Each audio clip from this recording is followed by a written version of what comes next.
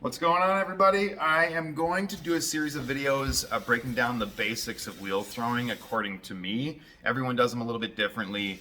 This is just how I do them. I'm going to start out today with centering the clay. Okay, I've broken it down into five pretty hopefully memorable little steps. First step, dry and dry. Make sure one side of the clay is dry. Make sure the wheel is dry. Second step, smash it down as close to center as possible and apply inward and downward pressure. So second step, inward and downward. Third step is anchor your arms. So body, the splash pan, or down on your legs. Leverage body weight. It's not all about just kind of like King Kong in the thing.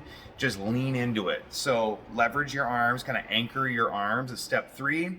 Step 4, don't look at the clay. This is a big thing that helped me out. I'm a bit of a perfectionist, an A-type, contrary to what I look like. And what I found is when I was centering and having trouble and it was kind of wonking, like just being a little wonky and wobbling around a little bit, I would sit and stare at the clay and try and sit and adjust. The second I sort of out of frustration looked away and was just sort of like sighing and looking off into the distance, all of a sudden it's centered. So I found that if you close your eyes or if you just stare off into the ether somewhere, that takes your eyes out of the equation and you will feel when it's centered. And then finally, so fourth step, close your eyes, take your eyes out of the equation. Fifth step, breathe, obviously. Don't forget to breathe, okay? So dry and dry, anchor your arms, dry and dry, in and down, squeeze in, squeeze down, anchor your arms, take your eyes out of the equation, and don't forget to breathe. Cool? Enjoy the video. All right, so here we go. Step 1, bat should be as dry as possible, or your wheel as dry as possible. Then always leave one side dry. Put it on there like you mean it, as close to center as possible. When it comes to centering, you want to apply inward pressure and downward pressure at the same time.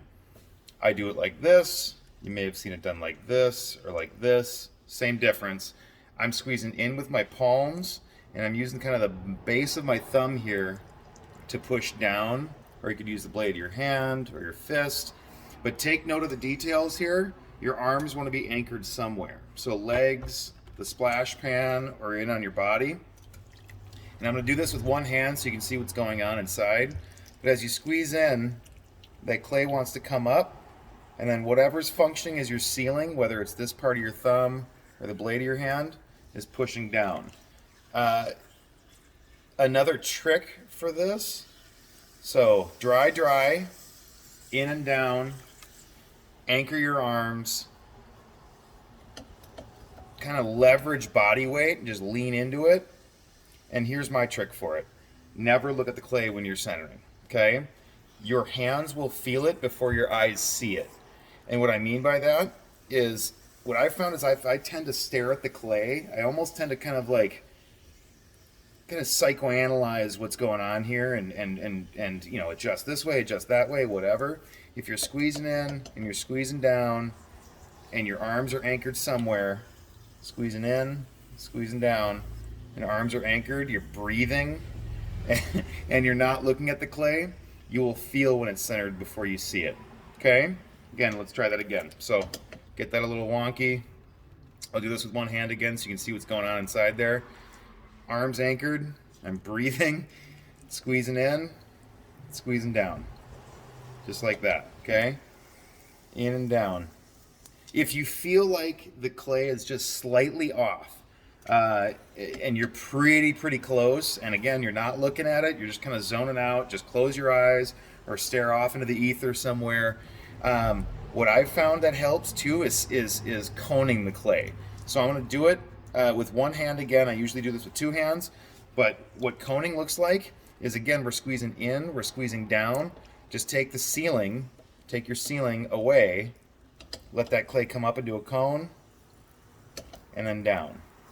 Usually if you do that a few times, and I'll usually do this regardless if it's centered or not, just to sort of work out any micro little air bubbles or any sort of weird inconsistencies, or just kind of loosen up the clay a little bit before I even start. Coning helps immensely. Okay, there's going to be a series of these kind of basic videos coming.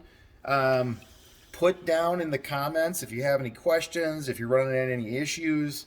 I'm usually pretty good about responding to those comments. So let me know how it goes, and we'll see you in the next one. Thanks, guys.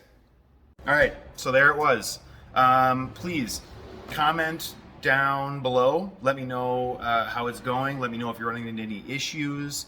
I love to help. This is sincerely my passion. I love making pots. I love helping people kind of further their love for making ceramics. I don't do a ton of hand building. I primarily do wheel throwing, so I'm going to do a series of these. But like, subscribe, notifications, all the things that the YouTube people say. And yeah, let me know down below how it went. Thanks, you guys.